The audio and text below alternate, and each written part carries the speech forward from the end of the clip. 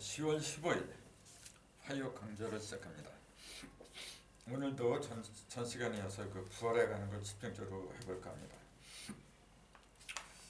전에도 말씀드렸지만 부활만 제대로 알아도 성경을 온전히 알았다 그렇게 얘기할 수가 있습니다.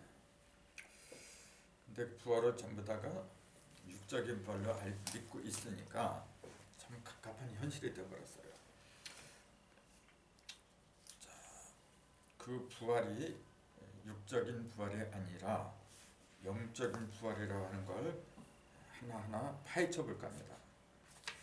제일 먼저 얘기할 수 있는 게 사람들이 예수님이 돌아가신 지 십자가에서 돌아가신 지 사순절 40일 만에 구름 타고 올라갔다 그래요. 이제 천주교에서는 사순절이라고 해가지고 기념을 많이 해요.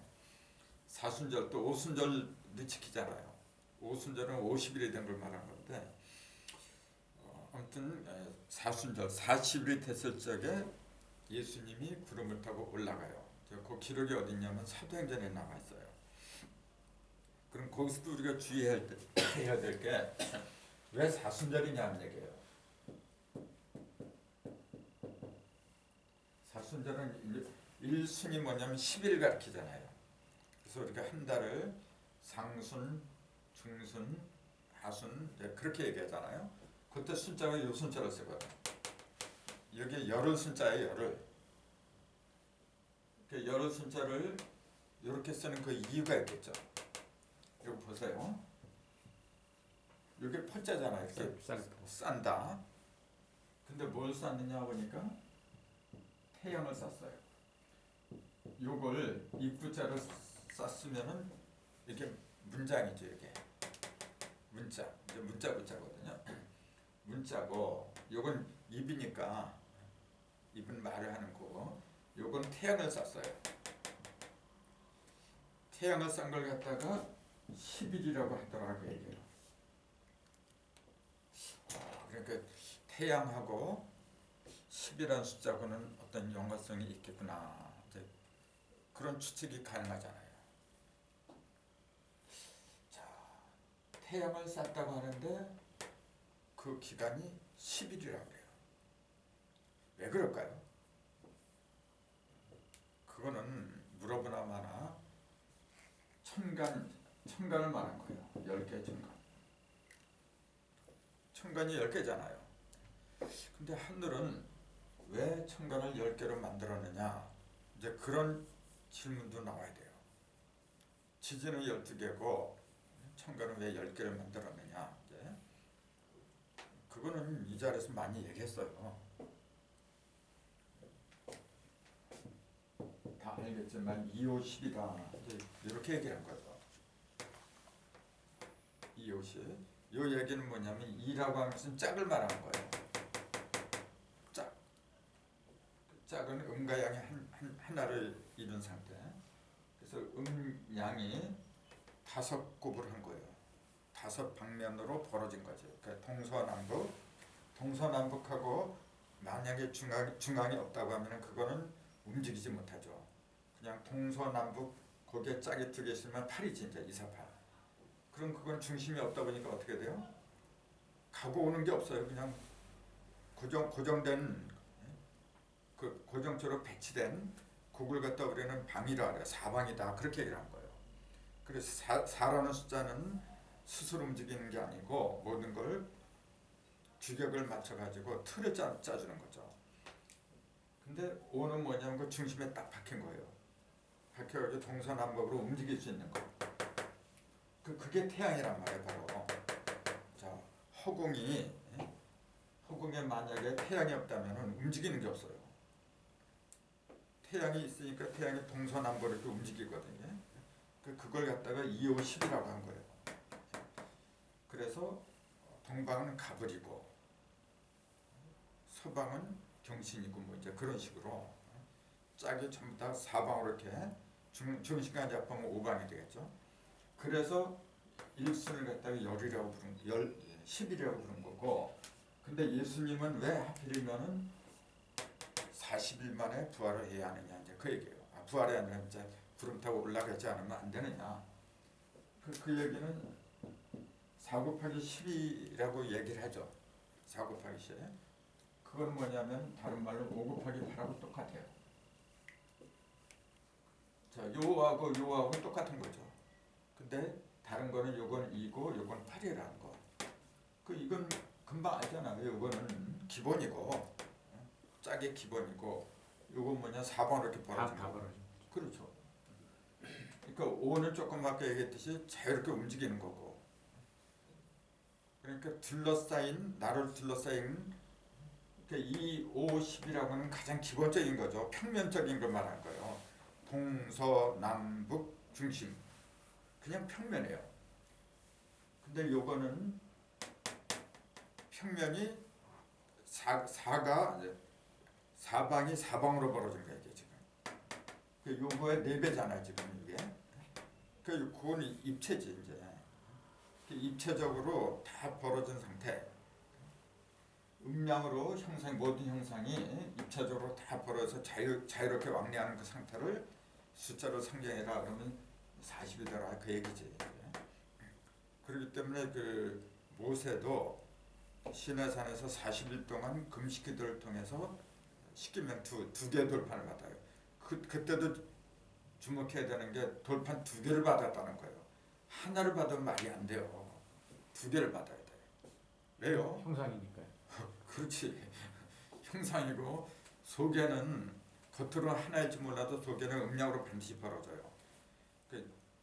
중심점에는 반드시 3개가 있다는 걸 알아야 돼요. 다 모인 걸 보면 1인데 형상은 2개예요. 근데 움직이는 거, 벌어지는 건 3이란 말이에요. 1, 2, 3이 같이 있는 거예요. 항상. 그렇게 본다면은 그 중심수는 뭐라고 해야 되냐면 6이라고 해야 되는 거예요. 원래 1, 2, 3이니까 원래 중심수는 6이에요. 그래서 왜 1년이 한 바퀴 삥 돌면은 상식적으로는 360이지. 삥 돌면 360이잖아요. 361일로 돼야 되는데 왜 366일로 됐느냐? 그런 질문을 한다면 대답할 수 있어야 돼요. 중심이 6이기 때문에 그래요. 근데 이 이치를 모르다 보니까 증산도에서는 앞으로 366이 아니라 360일로 고정된다. 그렇게 가르쳐요. 지금도 그렇게 가르쳐요. 그러니까 이 이치를 모르니까 중심을 못 보니까 껍데기를 못 보니까 그런 거예요. 그럼 이게 한 달에 30 모든 12개월에 30일로 고정이 되잖아요. 그러면 음량이 없어지죠. 30, 30일, 30을 해야만 10과 1, 10과 1, 10일 비체를 이루는 법인데 10일 비체가 뭔지 그냥 상식적으로 생각해요. 삥 돌면 360이다. 366일이 돼야 돼요. 근데 지금 1년이 며칠이죠? 지금 우리가 쓰고 있는 달력이 365와 4분의 1. 그러니까 4분의 3일이 모자라잖아요. 그 모자란 걸 채우기 위해서 4년만 넘으시 하루를 더 첨가했잖아요. 그건 뭘 의미하죠? 아직 366 중심이 바로 서지 못했다 그 얘기예요. 중심이 바로 서지 못했어요 지금. 중심도 바로 서지 못하고 중심이 그러니까 표면도 바로 서지 못하고 그걸 지적하신 분이 강증산이었어요. 저놈의 묵은 하늘이 사람 죽이는 공사만 보고 있다 그랬어요. 366일로 돌아야 되는데 그 모자란 걸 채우니까 남을 윤자, 윤달이다 그러잖아요. 윤달이 앞으로 없어져야 돼요. 그래서 그 역법을 갖다가 일러주려고 오신 분이 먼저 오신 분이 이제 일부 선생이고 나중에 오신 분이 이제 증산이고 그래서 증산께서 정력을 딱 보시고 한수가 미진에 또다 이제 그랬거든요. 뭐 지금은 성경 시간인데 뭐 그런 얘기 한다면 좀 그렇지만 진리라고 하는 것은 다 통해요. 우선 왜 예수는 40일 만에 승천을 하지 않으면 안 됐던가? 하나님 마음대로 할 것 같으면 굳이 뭐 40일까지 뭐를 기다리고 그냥 여러 사람이 그 예수를 십자가에 달릴 적에 그 자리에서 하늘로 붕 올라가게 만들었으면은 십자가에 박다가 처음부터 깜짝 놀랄 거 아니야. 다 믿어버릴 거 아니에요. 근데 뭐 이렇게 복잡한 절차를 거쳐야 돼. 아무리 하나님이라고 해도 법과 원칙이 있는 거예요. 법과 원칙을 무시하면은 만약에 어떤 한 나라의 대통령이 법과 원칙을 무시하고 그 권력을 지멋대로 휘두른다고 하면 그걸 쫓겨나야 돼요. 그걸 독재자라고 부르거든요. 하나님도 똑같아. 반드시 법과 원칙을 따라야 돼요. 그 원칙에 따라서 하니까 40일이 돼야만이 돼야 되기 때문에 그랬던 거죠. 그렇기 때문에 예수님은 그 광야에서 40일 동안 금식을 했어요. 그것도 또 왜 하필이면 40일이냐 물어봐야 돼요. 그런 걸. 그럼 그 대답할 사람이 누가 있어요? 지금 목사님들 그걸 대답 못해요. 그냥 뭐 알아서 했겠지. 이제 뭐 기껏 해봤자 이제. 그러니까 문제가 되는 거죠. 그래서 40일이 되니까 예수님이 뭐라 그래요? 나는 이제 너희들이 보는 그대로 내가 다시 오리라 그러면서 구름이 내려가고 태우고 올라갔다 그렇게 돼 있어요. 그래서 구름과 승천, 일본이 구름과 승천 그 제목을 잡은 이유가 그래서 그런 거예요. 그러니까 그 구름과 승천을 문자 그대로 믿고 있는 이상은 올바른 부활의 의미를 찾을 수가 없더라. 그 얘기예요 지금요. 그러니까 구름이라는 게 뭐냐? 구름을 갖다가 이제 한자로 이렇게 써요. 한글하고 한자하고 같이 봐야 돼 항상. 우리나라 문자는 한글하고 한자하고 두 개로 돼 있어요. 왜냐하면 음량이 있다며 그래요. 자꾸 한자를 갖다가 중국 글자를 하는데 본래 우리가 만들었어요. 동이족이 만들었지. 근데 중국 사람들은 한글에 한 게 없어요. 그러다 보니까 뭐냐면 이 뜻 자체가 올바로 전달이 안 돼. 우리는 여기에서 모자란 건 한자에서 찾고 한자에서 뜻이 모자란 건 한글에서 찾는 거고 서로 구원해 주기 때문에 그 의미가 정확하게 전달이 돼요. 그래서 앞으로 지상천국이 이루어지면은 반드시 우리 한글하고 한자가 한자로 통일이 돼요. 난 그렇게 믿어요. 왜냐하면은 진리는 뜻이 정확하게 전달되지 않으면 안 되는 거예요. 그러면서 보면 인류는 가면 갈수록 뭐냐면 올바른 걸 찾아요. 그게 생리예요. 그 구름, 이걸 운이라 그래요. 그 구름이란 말은 무슨 말이죠? 구름이란 뜻? 구르다. 그렇죠. 굴러가다 그래. 굴러가다 그 얘기예요. 구름 그러잖아요. 굴러가다 그 얘기예요. 머물미 없이 고정된 게 아니라 계속 굴러가는 거예요. 계속 굴러가는 걸 타야지 한 곳에 정박해 있는 걸 타면은 어떻게 돼요? 그래서 구름을 타고 온다. 구름을 타고 오는 거죠. 근데 그걸 한자로 이렇게 써요. 비우자. 밑에 요게 문자예요. 요게. 무슨 문자냐면 말할 문자. 말씀을 한다고 얘기죠. 근데 비가 말을 한다는 얘기는 이게 비가 말을 해. 비가 어떻게 얘기를 해요?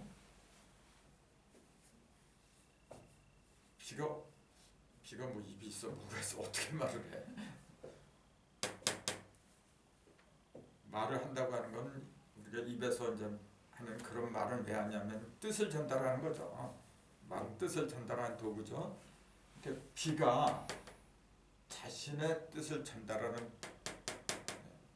비를 통해서 누군가가 자신의 뜻을 전달하는 도구가 비더라 그런 얘기지. 그러니까 이걸 누가 만드냐면 하나님 만들었다. 보통 그렇게 해야죠. 하나님이 자신의 그 말씀 있잖아요. 말씀을 전달하기 위해서 나온 게 비더라. 이제 그 얘기지. 그래서 구름에는 뭐가 많이 들었냐? 물이 많이 들었어요. 그 전에 이제 많이 말씀드렸으니까 뭐 더 이상 말씀드릴 필요 없을 것 같은데 물도 궁창 밑에 물하고 궁창 윗물하고 크게 두 가지로 나와요. 하나님은 예수님은 궁창 아랫물을 타고 오는 게 아니에요. 궁창 윗물을 타고 와야 돼. 궁창 윗물. 뭐 왜 그러냐 그 이유는 말할 것도 없잖아요. 궁창 아랫물은 뭐냐면 더러운 거예요. 세상 물을 말하는 거죠. 근데 궁창 윗물은 깨끗한 거잖아요. 근데 어디서 생기냐면 윗물은 본래 아랫물에 생기는 거예요. 아래서 올라가 생기는 거고 아랫물은 위에서 생기는 거예요. 또. 위에서 내려와서 아랫물이 되는 거고. 그러니까 본래는 궁청 윗물이나 아랫물이나 본래는 하나예요. 하나인데 그 위치가 위에 있느냐 밑에 있느냐 그걸 보고서 이제 그렇게 나눈 것뿐이지. 그러니까 창세기에 보면은 이튿날에 궁청 윗물하고 아랫물이 이렇게 나누잖아요. 근데 그 전에 이튿날 이전에는 그런 말이 없어요. 그냥 하나님이시는 수면에 물에 운행하시니라 그렇게만 돼 있지. 궁청 윗물에 운행한다, 밑에 아랫물에 운행한다 그런 말 없어요. 본래는 그게 없는 거예요.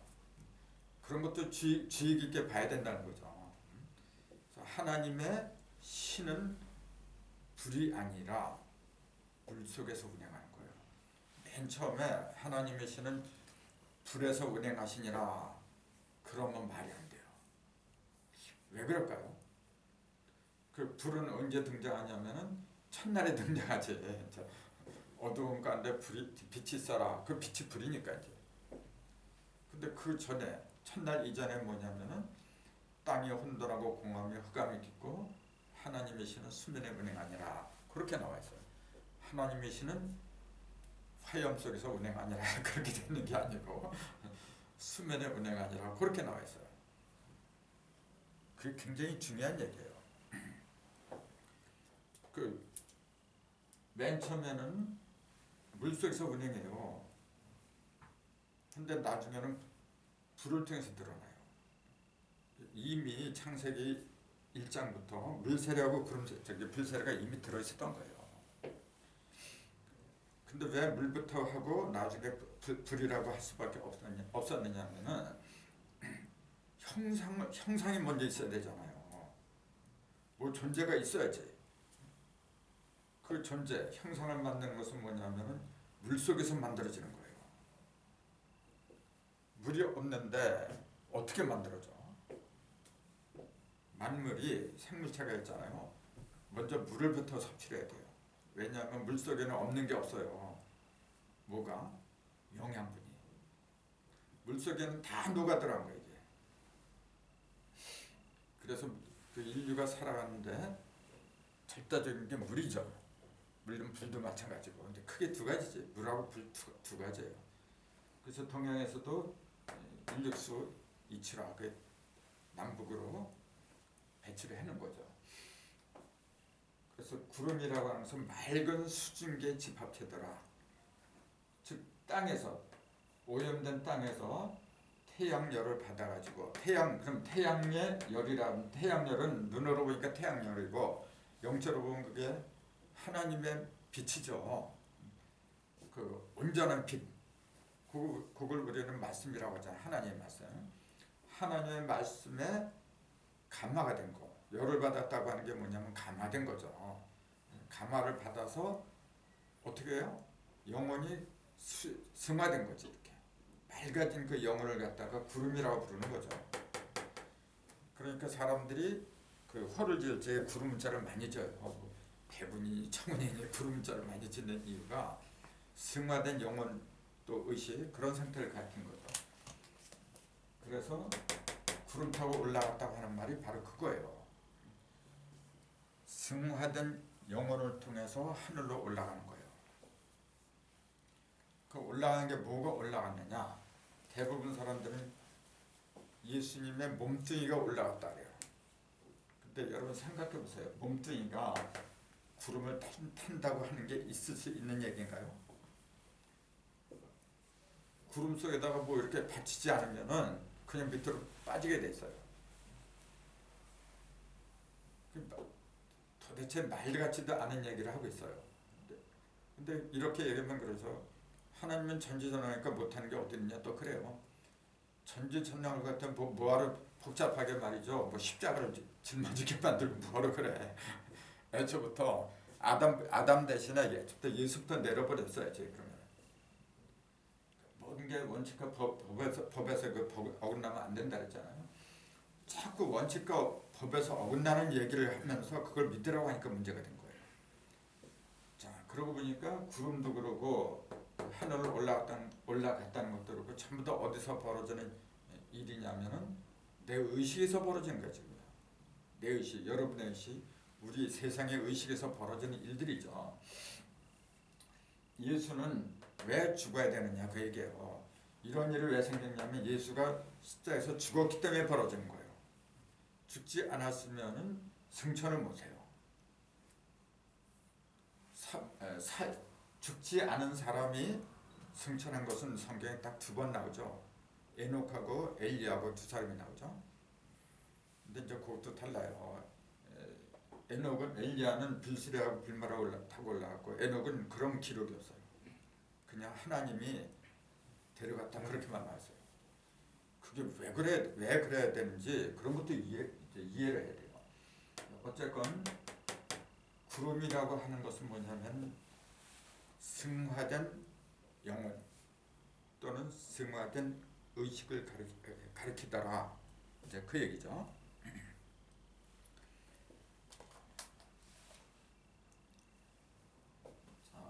그 다음에 또 이제 기독교인들이 예수님이 그 육체가 부활했다는 걸 뭐라고 하느냐면은 이렇게 돼 있어요. 그 2번을 보니까 죽음과 잠 그랬는데 예수님이 이제 그 십자가에서 돌아가실 적에 크게 소리를 질렀대요. 엘리 라마 사박다니 해가지고 하나님이여 왜 나를 버리시나이까 그런 소리를 지르고 영원히 떠나시다. 이에 성소 휘장이 위로부터 아래까지 찢어져 둘이 되고 땅이 진동하며 바위가 터지고 무덤들이 열리며 자던 성도의 몸이 많이 일어나되 예수의 부활 후에 저희가 무덤에서 나와서 거룩한 성에 들어가 많은 사람에게 보이니라 그랬거든요. 그러니까 예수님이 십자가에서 진짜로 돌아가실 적에 인간인고로 하나님한테 왜 나를 버리시나이까 그런 기도를 했다 이제 그렇게 얘기를 해요. 그러면서 돌아가시니까 성소의 휘장이 둘로 갈라지면서 사람들이 거기에 그렇게 나와있잖아요. 자던 사람들이 무덤에서 나와가지고 거룩한 성에 들어가서 많은 사람한테 보였더라. 이렇게 나와있어요. 그러니까 이게 역사적인 사실을 이렇게 기록한 거다. 그러니까 이게 부활의 증거다. 그렇게 얘기하거든요. 근데 보세요. 예수님이 뭐가 떠나시는지 육체가 떠나다고 한 게 아니라 영혼이 떠났다 그렇게 돼 있어 지금요. 영혼이. 이것도 뭐라고 했냐면 육체가 있으니까 죽으니까 영혼이 떠났다. 또 그렇게 얘기를 해요. 어떤 때는 육체가 올라갔다고 하고 여기서는 또 영혼이 떠났다고 하고 갈피를 잡을 수가 없잖아요. 자, 그럼 여기서 영혼이 떠났다고 했는데 이건 뭘 가르쳐요? 그럼 이 영혼도 2개가 있는 거예요. 하나님의 영혼이 있고 마귀의 영혼이 2개가 있는 거예요. 그 여기서는 어디에 해당이 된다고 해요? 마귀의 영혼이 떠난 거예요. 그렇죠. 하나님의 영혼은 떠나면 안 되는 거예요. 그 마귀의 영혼이 떠나니까 어떻게 돼요? 그러니까 하나님의 영혼이 남아있는 거지. 그게 부활이에요. 버려야 될 건 버리고 취해야 될 건 취해야 되는데 그 전에 이게 둘이 하나가 돼 있었어요. 하나로 있었던 거예요. 영과 육이 분리가 돼야 되는데 하나가 돼 있으니까 어떨 때는 영의 말이고 어떨 때는 육의 말이고 어떨 때는 하나님 아들 같고 어떨 때는 세상 사람 같고 맨날 그런 거예요. 그러니까 제자들이 예수를 갖다 왜 믿지 못하느냐 하면은 확신이 없는 거야 이게. 진짜 하나님 아들인지 뭔지 말로는 당신이 하나님 말씀이 있으니까 우리 따릅니다 그렇게 하면서도 결론적으로 보면 한 사람도 안 따라요.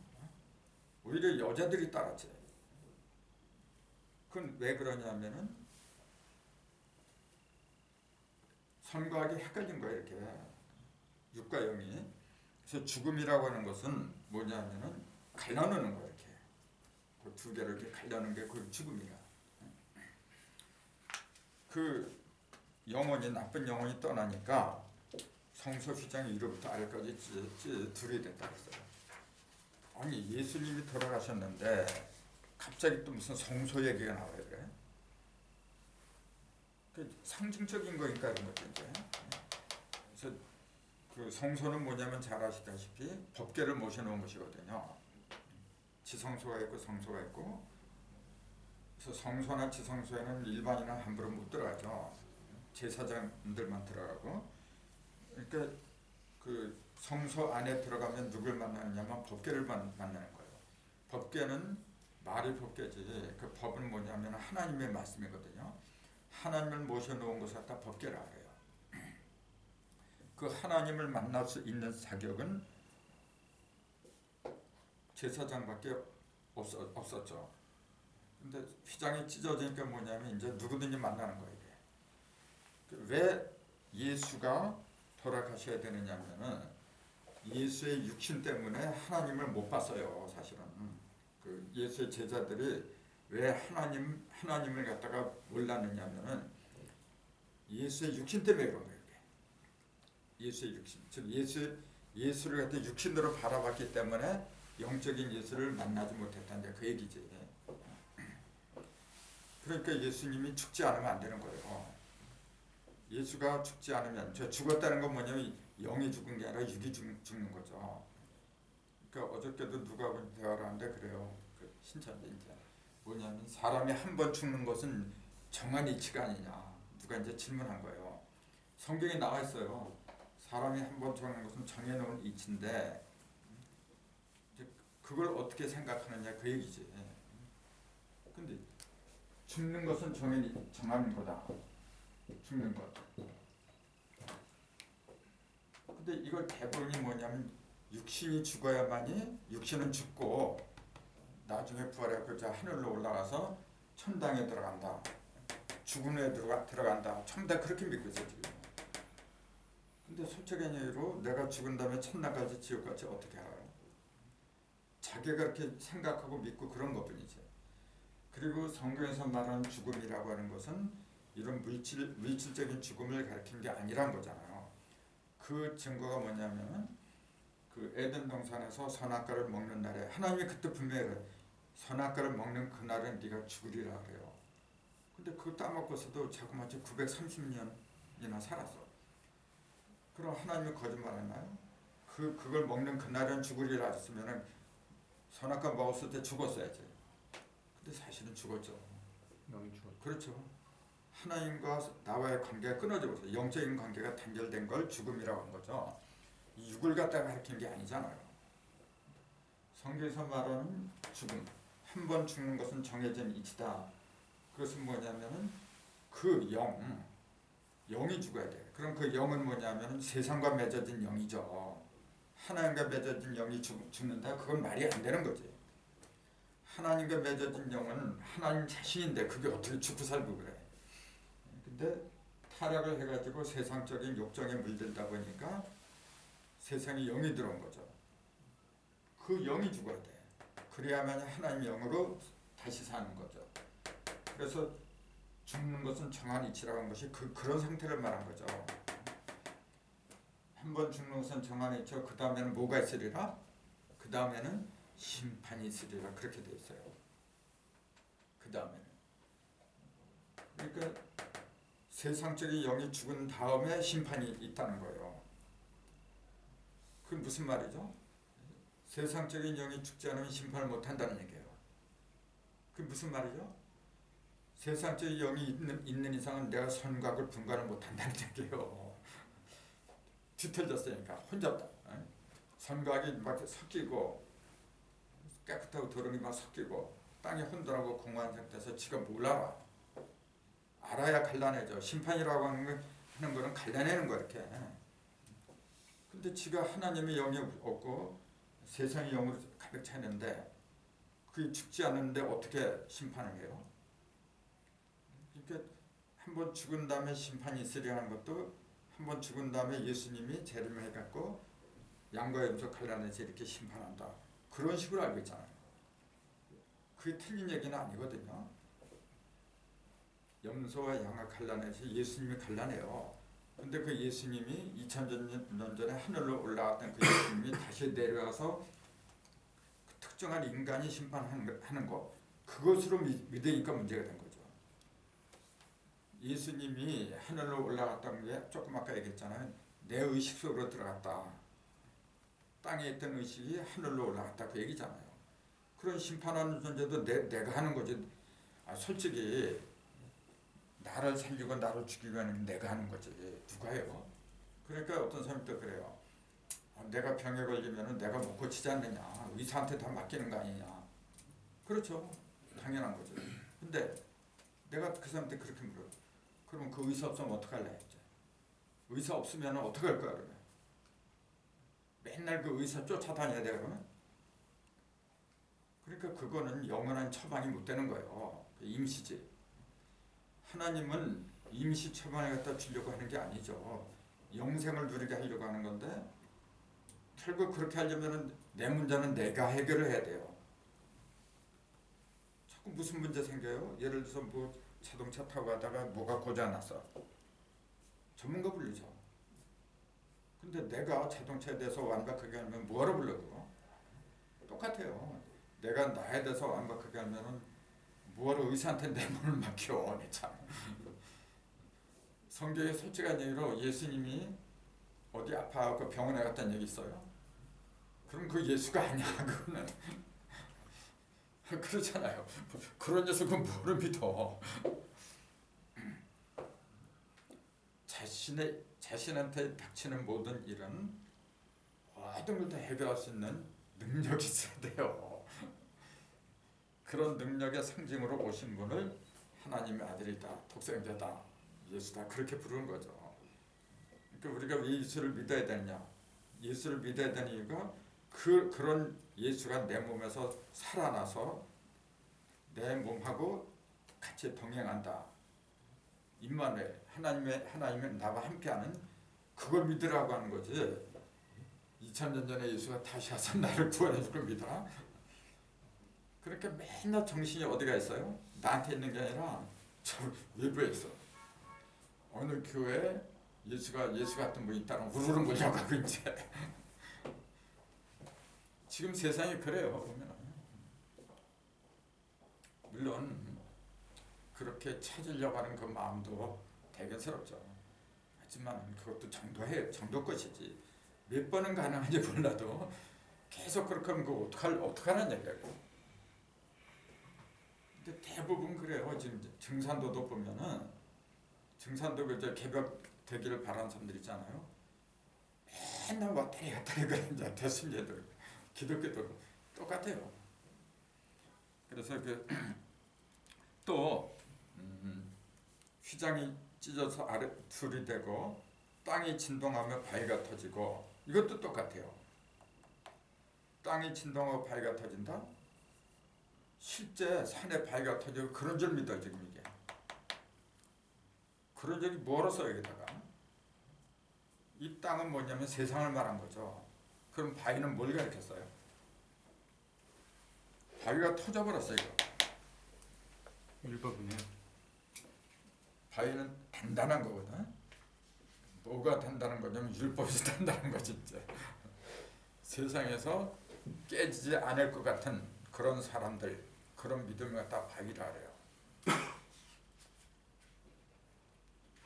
다 터져버려. 그 다음에 무덤들이 열리고 무덤도 마찬가지죠. 이제 무지하고 어두운 내 의식을 무덤이라고 부른 거고 자던 성대 몸이 많이 일어났다. 똑같죠. 이 사람이 낮잠 자던 사람인가 밤잠 자던 사람 맨 그런 잠을 생각하니까 문제죠. 잠자다고 하는 것은 죽음을 가리키죠. 그걸 우리가 맨 처음에 그런 기록이 있어요. 잠을 죽음이라고 그 상징적으로 말한 게 그게 창세기에 나오잖아요. 뺄 때. 그렇죠. 갈빗대를 빼서 뺄 때 깊이 잠들게 했어요. 그냥 빼면 아프니까 이제 그렇게 생각해서 생 갈빗대를 빼니까 얼마나 아프냐. 그러니까 하나님이 마취 주사는 놓듯이 이제 안 아프게 했다. 맨 그런 식으로 생각했죠. 그 영적인 얘기죠 이것도. 그래서 이제 잠들었다. 그것은 이제 죽음에 직면했다. 이제 그 얘기고 예수가 부활한 후에 그 자던 사람들, 즉 죽어있던 사람들의 시체가 무덤에서 나와서 거룩한 성, 이게 예루살렘이잖아요. 그 성에 들어가서 많은 사람한테 보였대요. 그러니까 이 문장들만 보면 실제로 그 당시에 많은 사람이 예수가 부활할 때 같이 더불어서 부활했다. 그렇게밖에 안 돼요 지금. 그럼 항상 하는 얘기지만 그 사람들 다 어디 갔어 지금?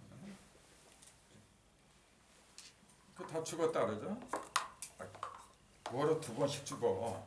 그냥 차라리 살리지 않아서 한 번 죽는 끝나는데 뭐로 살려고 두 번씩 죽여요. 다시 죽을 부활이라고 하면 그건 부활이 아니죠. 하나님이 원하는 부활은 다시는 죽음이 없는 상태를 말해요. 여기서 우리가 또 한 번 생각해야 될 게 있다면은 맨 처음에 하나님은 사람을 영생하게 만들었어요. 죽게끔 만들진 않았어요 원래가. 우리가 어떤 기계 하나를 만들 때도 이게 언젠가는 고장이 나라 그렇게 안 만들어요. 기계 하나를 만들 때도 됐으면 오랫동안 고장이 안 나길 바라는 심정으로 만들죠. 하나님인데 근데 너는 언제까지 잘 살다가 언제 같으면 죽어라? 그건 말이 안 되는 얘기예요. 그래서 성경의 가장 맨 나중에 뭐냐면은 사망을 갖다가 바꾸는 거. 맨 나중에 멸망받을 원수는 사망이니라 그랬잖아요. 죽음을 없애려고 나온 게 성경이었어요. 근데 죽음을 없앤다는 그 죽음을 이 목숨, 물질적인 죽음 그걸로 생각하니까 문제가 된 거죠. 그러니까 어저께도 얘기 중에 이제 윤회가 나왔어요. 윤회를 믿느냐 안 믿느냐 이제 그런 얘기가 나왔어요. 그러니까 이제 성경대로 대답하는 사람들은 그 얘기죠. 세례 요한이 오리라고 한 엘리야다. 그러니까 엘리야가 윤회한 게 환상한 게 세례 요한이잖아요. 그렇게 보면 성경에도 윤회를 인정했다는 얘기잖아요. 그렇죠. 그 얘기를 하더라고요. 그래서 내가 근데 왜 6도 윤회냐? 윤회를 왜 6도라고 했느냐? 그러니까 또 말문이 막히죠. 윤회라고 하는 건 다 아는데 왜 하필이면 6도라고 했느냐? 그냥 윤회라고 안 그래요. 6도 윤회라 하죠. 그 천상계, 지옥계, 아수라계, 뭐 축생계, 뭐 인간계, 천상계, 뭐 이제 그 6개를 말하잖아요. 그게 6개의 도예요. 그게 바로 이때 도는 요 도자지. 뭐 이렇게 길도자 써도 돼요. 근데 어쨌건 중요한 것은 숫자 6이라는 거예요. 윤회를 왜 상징하는 숫자가 6이냐? 그것까지는 생각을 못하고 있었죠. 근데 그런 질문을 받으니까 말문이 막히지 이제. 그 우리는 뭐라고 해야 돼요? 천부경이 6이랑 똑같은 6이죠. 그렇죠. 그래서 내가 하나님이 왜 굳이 천지창조를 6일 동안 했느냐? 그거 생각해라. 그거 똑같다. 그 6일 동안 천지창조하는 것은 일하는 거예요. 그거는 창조한다는 건 일하는 거지. 이 일을 마치는 게 7이에요. 숫자가. 7수부터는 윤회가 없어요. 쉬는 건데.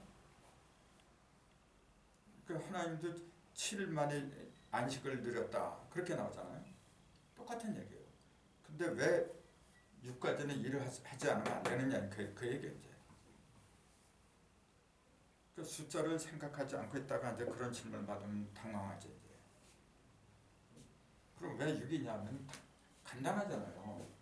하늘은 1이고 땅은 2고 사람은 3이야. 가장 기본이잖아요. 이게 지금. 가장 기본적인 것 갖다가 충족시키지 못하면은 그건 할 말이 없죠. 이건 누구든지 1, 2, 3이라면 누구든지 거쳐야 되고 그 숫자가 6이잖아요.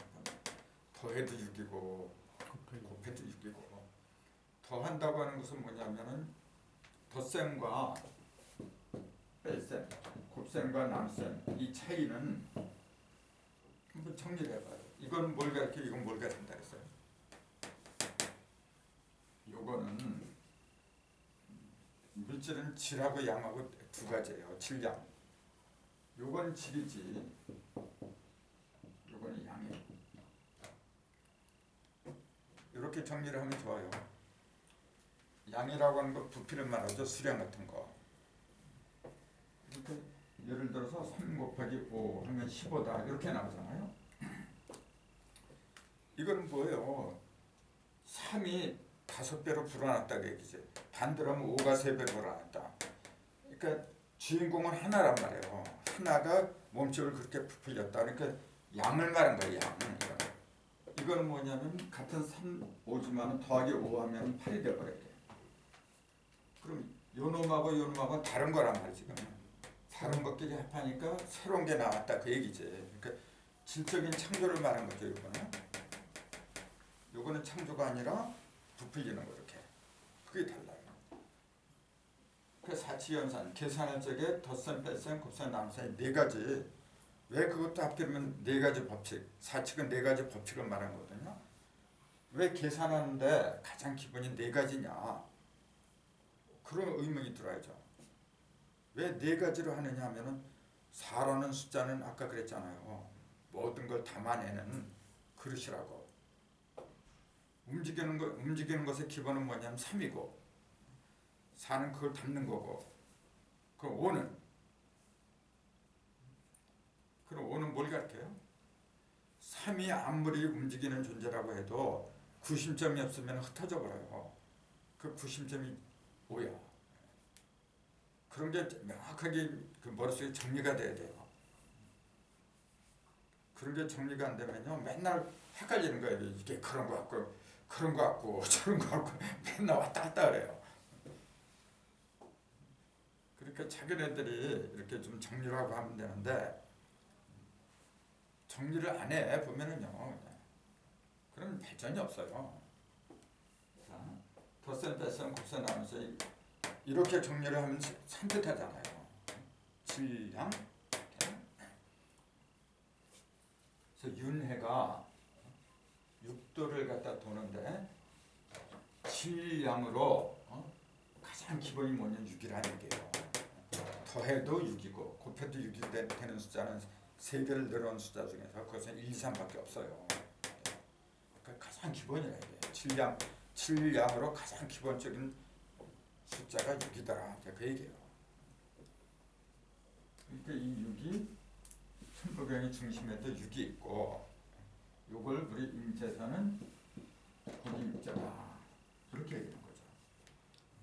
아무리 내 영이 위대하다고 해도 6이 없으면 어떻게 드러나요? 그 얘기를 하죠. 그러니까 예수가 부활할 적에 같이 여러 사람이 부활했는데 그 사람들이 그 몸뚱이가 부활한 걸 믿더라 이제 그 얘기야 지금요. 근데 지금 그 사람들의 몸은 어디에 있느냐? 아까 얘기한 것처럼 이미 죽고 사라졌어요. 그럼 한 번만 죽어도 되는데 이 사람들은 2번씩이나 죽었어. 그것은 하나님의 뜻이 아니더라. 자, 그 다음에 3번 예수의 시체를 훔쳐갔다는 말이 있거든요. 이건 뭐 잘 아실 거예요. 그 예수가 죽은 다음에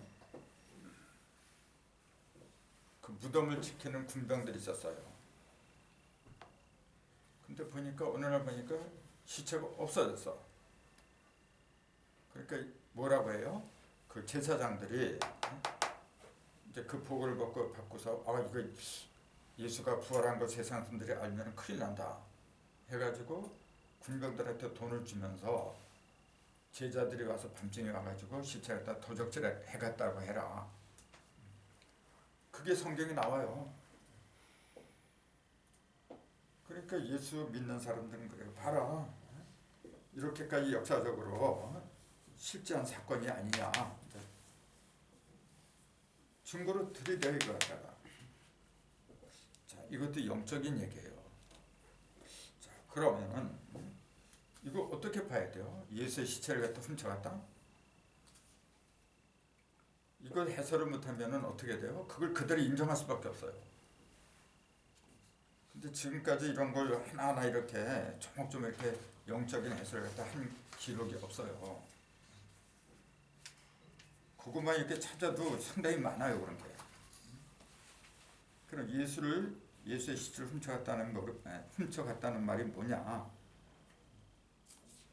거기 맨 밑에 이제 3번 밑에 보면 세 번째 줄 밑에서 세 번째 줄에 보면 그렇게 돼 있잖아요.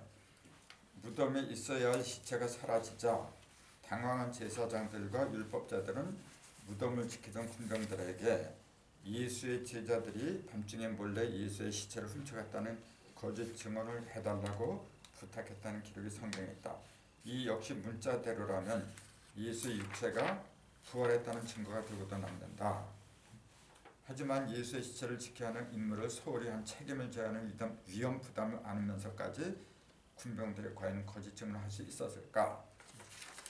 이게 무슨 말이냐면은 그 뇌물을 받아 먹었다.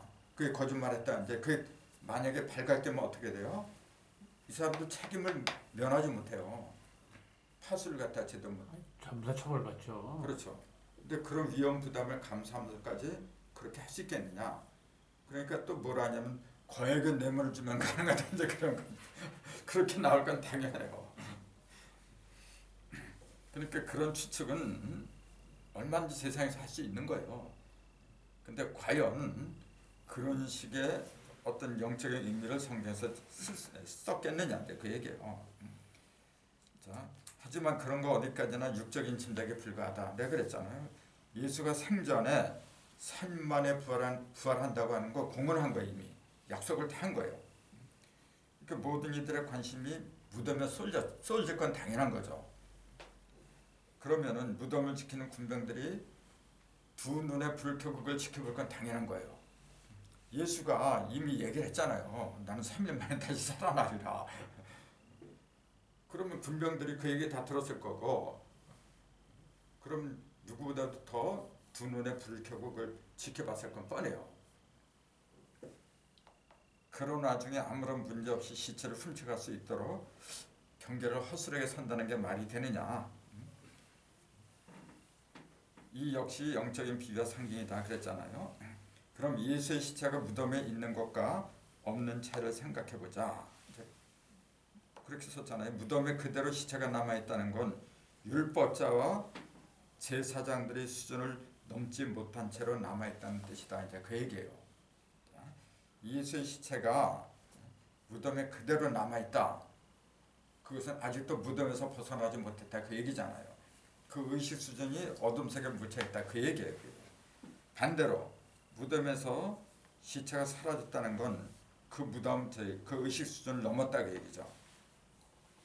예수의 시체를 감시하던 군병들은 힘과 권력을 가리킨 거죠. 군병이라고 하는 것은 힘과 권력이에요. 그는. 가리킨 것인데 그런 것으로 살아있는 생명의 말씀을 갖다가 감시를 한다는 건 있을 수가 없어요. 그들은 상류 계급에 속한 힘과 권력을 지닌 자들, 그게 군병이라는데 그들의 입만 돈의 힘으로 막으면 되는 줄도 믿었다는 거죠.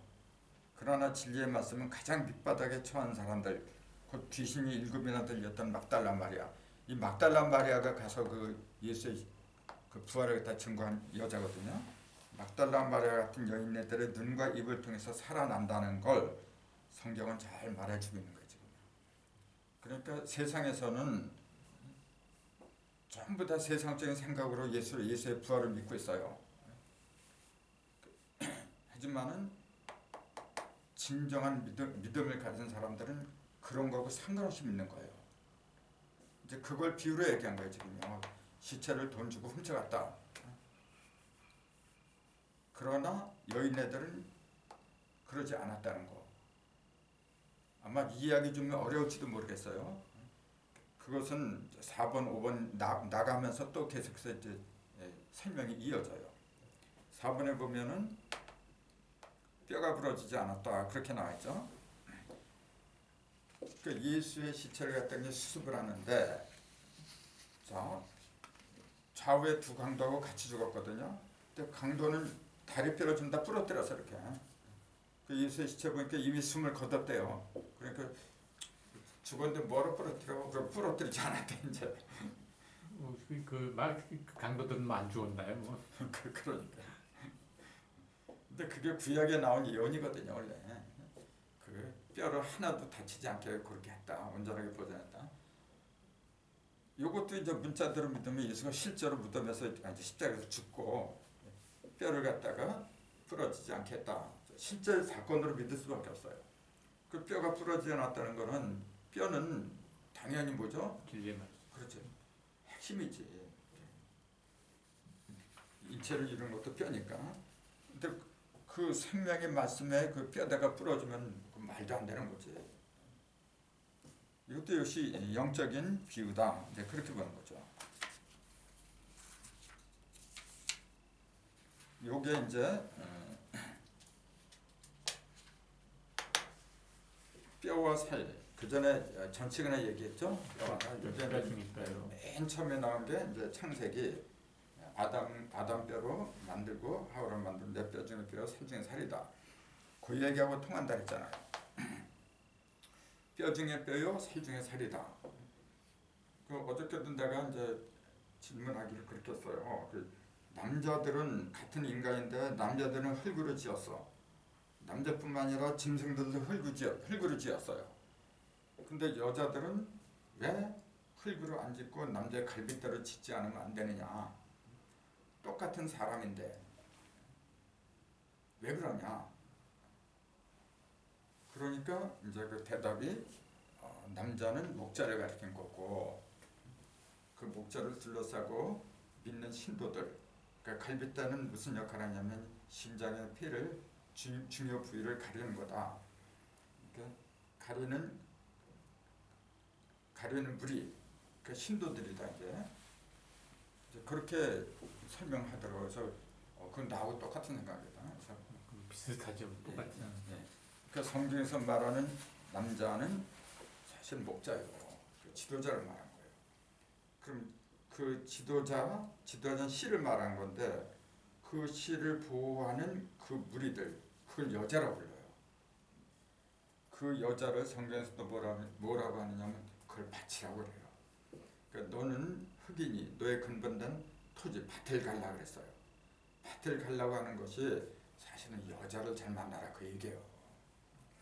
여자를 잘못 만나서 실패를 했잖아요. 원래 아담이 바로 그 얘기라. 근데 그걸 눈에 보이는 저 밭의 흙 그런 걸로 알고 있으니 우리도 똑같아요. 어떤 일을 할 적에는 그 주인공이 뭐냐면은 지도자가 남자예요. 남자. 그건 생물학적인 남녀 관계를 떠나가지고 씨를 갖고 있는 사람, 핵을 갖고 있는 사람, 그 주위에서 보좌하는 사람들을 여자라고 하는 거예요. 그 여자를 일컬어서 뭐라고 하냐면 뼈와 살이라고 부르더라. 그 얘기지. 그 내 뼈 중에 뼈요, 살 중에 살이라고 하려면 골수분자죠. 내가 볼 때는 나하고 똑같은 거야. 이렇게 내 몸의 일부죠.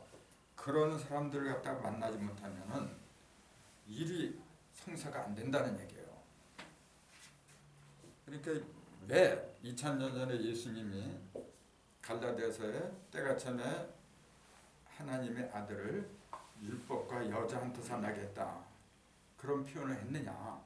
예수님만 여자한테서 나온 게 아니라 모든 인류가 다 여자한테서 나왔는데 바울은 갈라디아 교인들은 그렇게 얘기해요. 그 아들이 여자한테서 나게 하나님이 그렇게 작정하셨다. 그렇게 얘기해요. 그 물구름만 본다면은 그럼 그 전에 있던 사람들은 여자한테서 안 나온 걸로 보여요 이제. 근데 왜 그렇게 했느냐면 조금 아까 얘기한 것처럼 뼈와 살을 갖다가 만들지 않으면 안 돼요. 뼈와 살이 없으면은 예수님이 그랬어요. 그 부활한 후에 너희들은 나를 귀신으로 본다. 문 닫았는데도 나타나니까 깜짝 놀라서 귀신으로 본다. 영으로 본다. 영은 살과 뼈가 없지만 나는 있느니라. 그게 바로 그거예요. 나는 튼튼한 나를 믿고 따르는 조직이 있다는 얘기예요.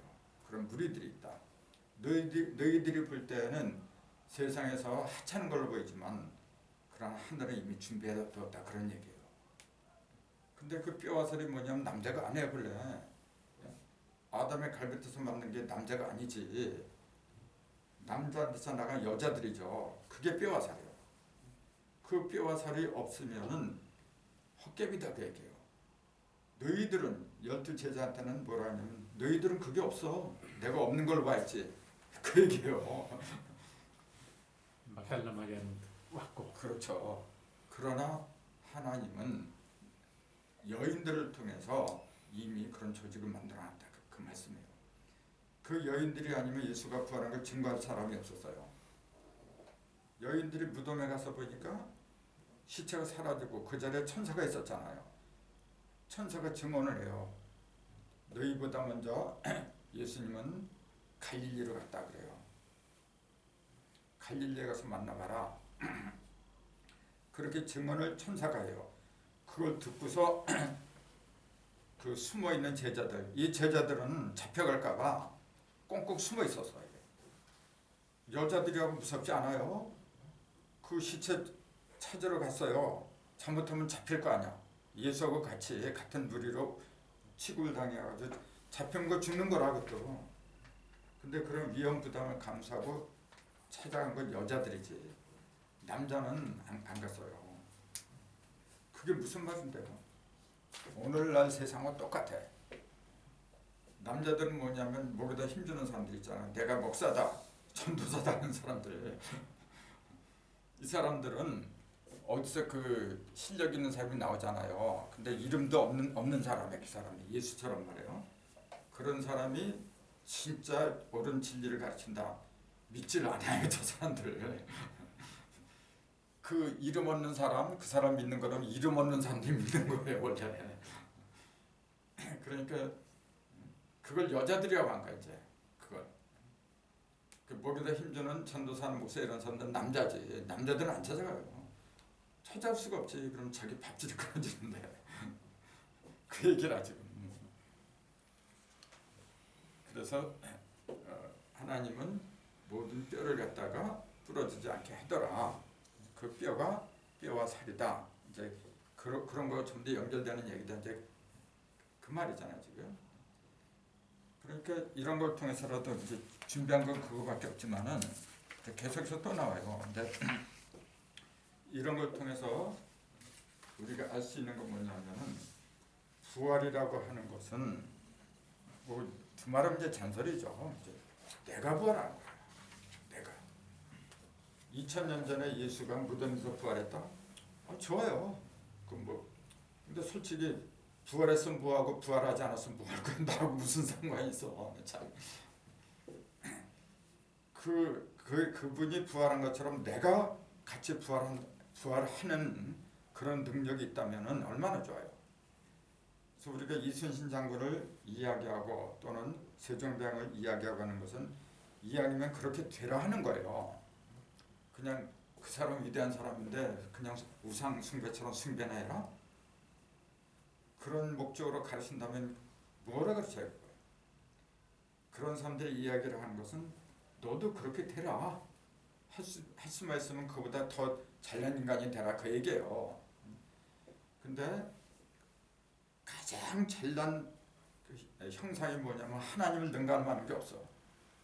그러니까 하나님의 형상대로 되라. 그러니까 하나님이 그래요. 우리의 형상대로 사람을 만들자.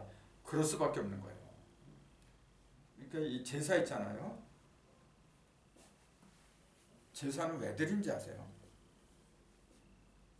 제사의 제자가 이렇게 쓰거든.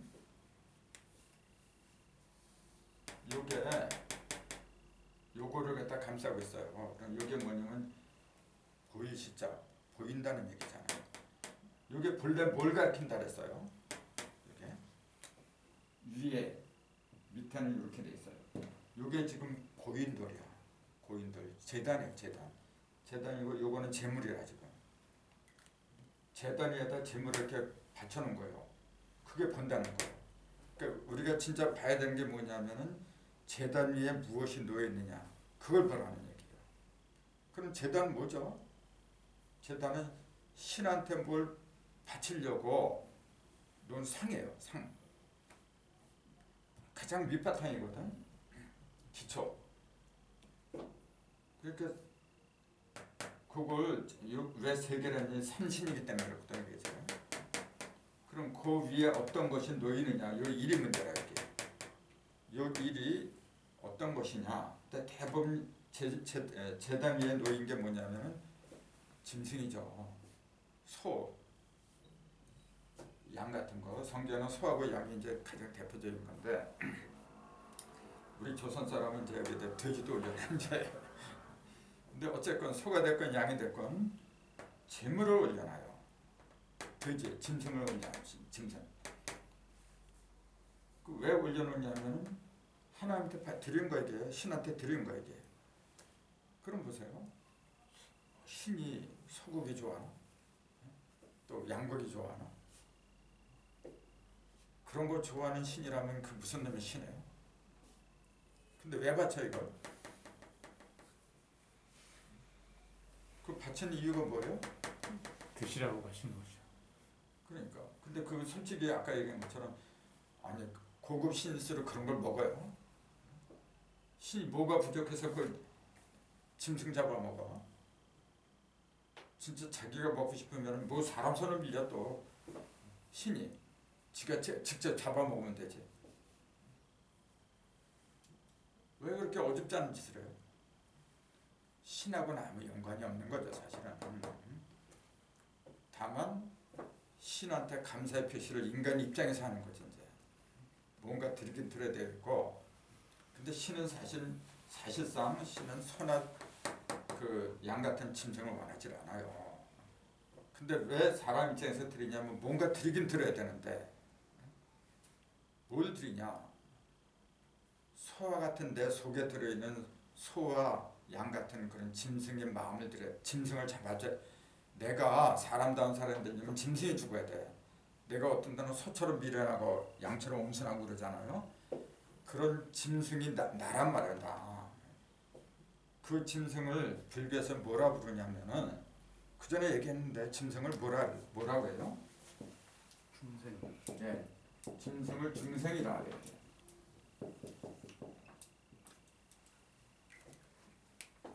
중생은 짐승이고 깨달은 사람은 부처라고 하는 거예요. 그 깨닫지 못하면 짐승이에요.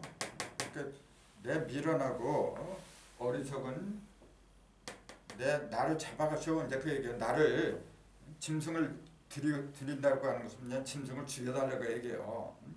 내 몸을 드릴 테니까 짐승 같은 내 몸 드리니까 하나님 신이여 당신은 나한테 신 같은 몸을 주세요. 그 얘기예요.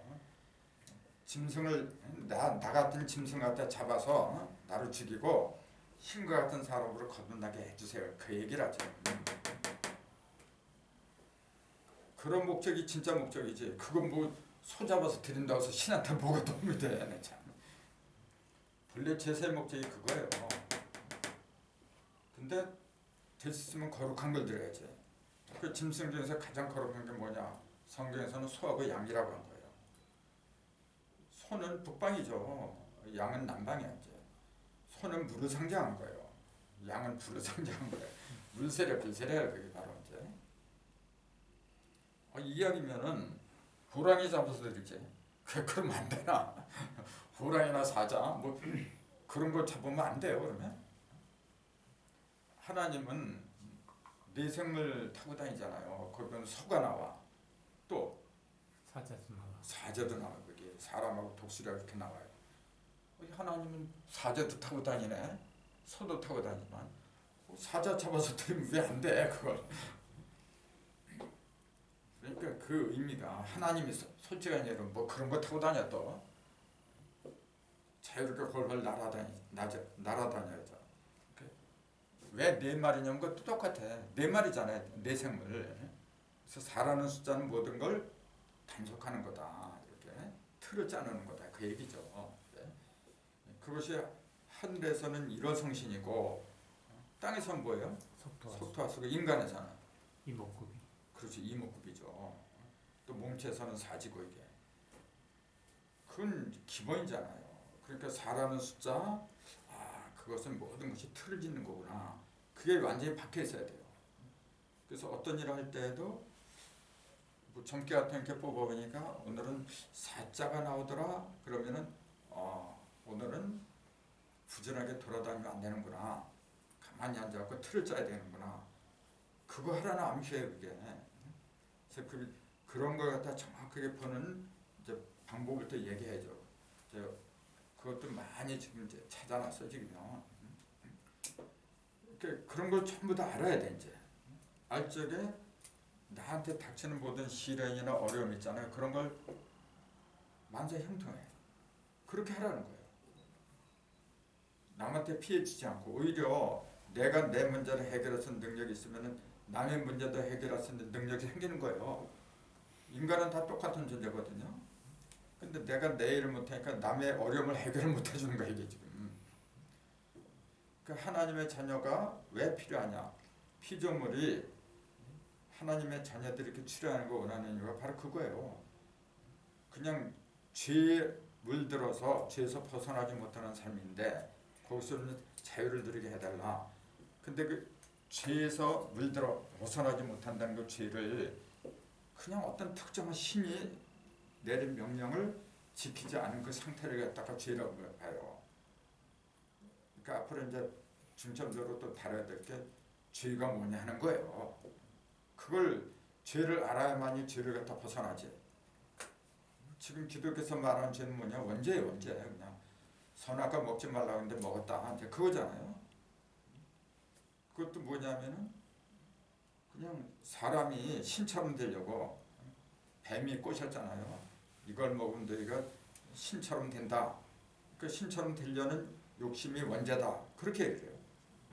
그런 식으로 막연하게 얘기를 하니까 인간은 신처럼 돼서는 안 된다. 그런 고정관념이 뿌리를 박았어요 지금. 근데 지금 조금 아까 내가 얘기한 거는 신처럼 되는 거잖아요. 그렇게 되지 않으면은 뭐로 살아가요 그래? 근데 그런 요령과 방편, 원리 그런 것이 성경에도 있고 성경만 있는 게 아니라 사실 알고 보면 다 있어요 이게. 그 깨닫고 보면 이것도 성경이고 이것도 성경이고 성경 아닌 게 없는 거예요 지금요. 내가 살아나니까 다 사는 거고 내가 죽으니까 다 죽는 거지. 그 부활은 바로 그거예요. 그래서 오늘은 여기까지 4번까지인가 여기 했는데 계속해서 쓴 거 많아요. 조금 일찍 끝났는데 뭐 질문 있으면 질문 받고.